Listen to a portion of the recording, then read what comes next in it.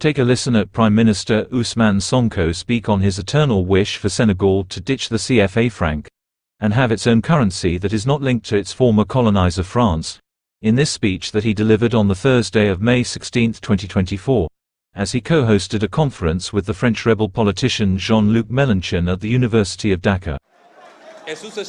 I would like to say that currency, as much as taxes, is a powerful economic lever and an instrument of sovereignty. You spoke earlier about sovereignty, we cannot ignore it. Imagine for a second that France could have a currency that does not truly belong to it.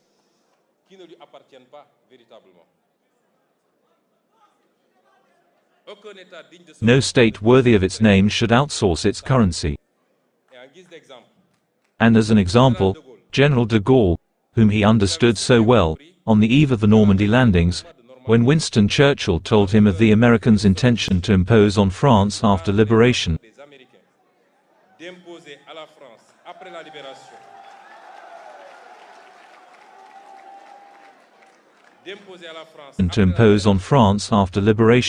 a new administration, and currency in form of banknotes.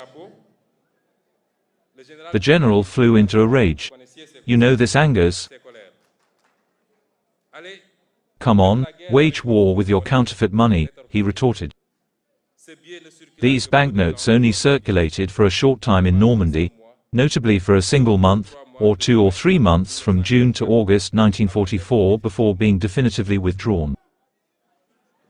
Here is what we said about the monetary question in our work entitled, Solution for a New Senegal. I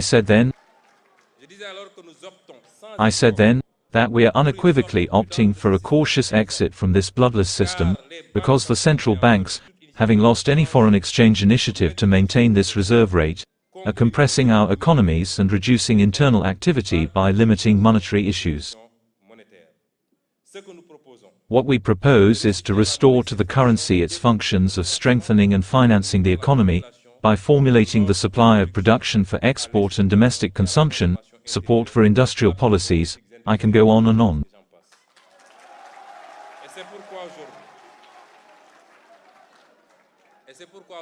And this is why today, it's our option to strengthen our national financial market through various levers, including foreign investors who agree to fill our savings deficit partly in local currency. Imagine that African countries borrow in foreign currencies, and are therefore exposed to market fluctuations. Almost no African country can borrow in local currency, and this must stop because we are badly suffering.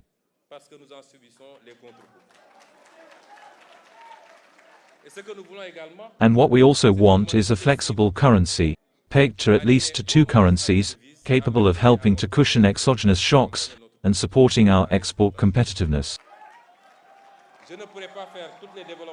I could not provide all the developments on the monetary question, but if I talk about it, it is because every time an African politician raises the monetary question, he becomes the devil incarnate.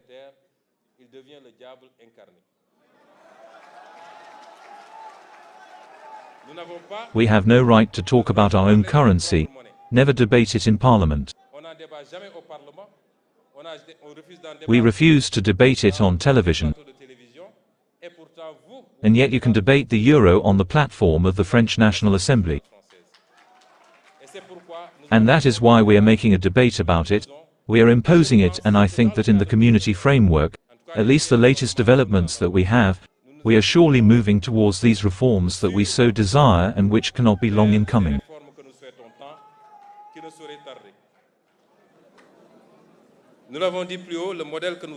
As we said above, the model we want for us is based on optimal mobilization of endogenous resources. We say thank you to all our partners. The European Union is the first in terms of development aid. 51% of development aid comes from the European Union area, 20% of which comes from the Union itself, and then 4 to 20% from bilateral executives. This is a good thing. But if you put in a parallel or contradiction, in relation to what we are losing in the real, economic relationship, which can be gauged through the exploitation of our natural resources, through the clauses of the public markets exploited in the country, I can assure you that we are losing 10 times more or 20 times more.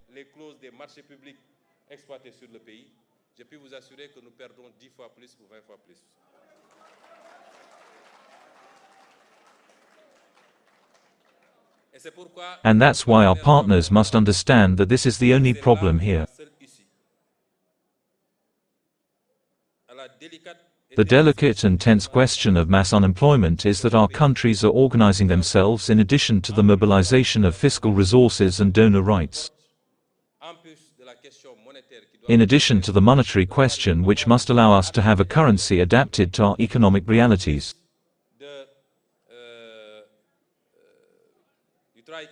In addition to the work that must be done on reducing the state's lifestyle and the fight against corruption, which is making us lose enormously, leonine, and which today, both at the level of legal clauses, financial clauses and technical clauses, are to the detriment of our people.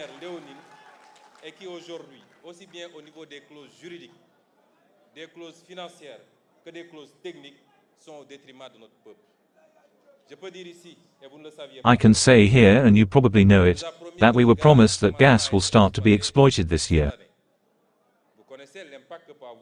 You know the impact that this wealth can have on a people. You go to countries like Qatar, which 30 or 40 years ago, there were only tents in the desert, you see what it has become with good use of their natural gas. But if we do not take any responsibilities, I can assure fellow Senegalese, that in the next 15 or 20 years, Senegal will not gain anything from its gas, and that is unacceptable. And this is why our partners, if they are truly partners, must encourage and support this process of rebalancing the gain that everyone must have in the management of this.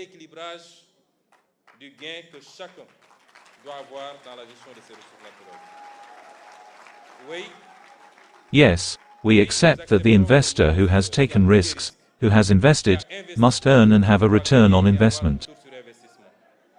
But no, we do not accept that he wins everything, and that we win almost nothing. This is no longer the Africa of 2021 or 2023.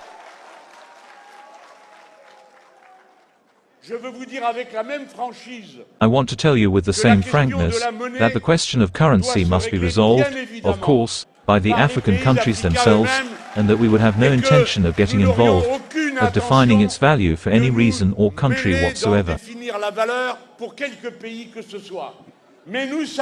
But we know, this is where we need to think more deeply, forgetting that we are of course the representatives of nations and peoples in love with our own history, but that we are also united by common causes. If there is a currency which is pledged to a European currency, it is not only because it is suited to the business of Europeans, but also because it suited the business of a certain number of African elites, who found it convenient, guaranteeing that their property would be protected by their masters.